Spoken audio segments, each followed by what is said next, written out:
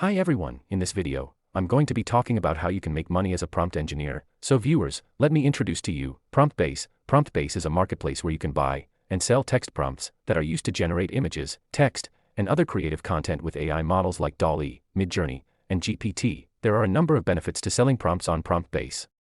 First, it's a great way to make money. PromptBase takes a 20% cut of each sale, but you keep 80%.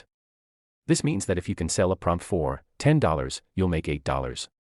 So, even if you only sell a few prompts each month, you can still make a decent amount of money. Selling prompts is a great way to share your creativity with the world. If you're good at coming up with creative prompts, you can use PromptBase to make a living doing what you love. So, should you take selling prompts as a career? It depends on your goals. If you're looking to make a lot of money, then selling prompts is a great option. But even if you're not planning on making a career out of selling prompts, it's still a great way to make some extra money and share your creativity with the world. If you're interested in selling prompts on PromptBase, the first step is to create an account. Once you have an account, you can start writing and submitting prompts. PromptBase has a team of editors who will review your prompts and make sure they meet the quality standards.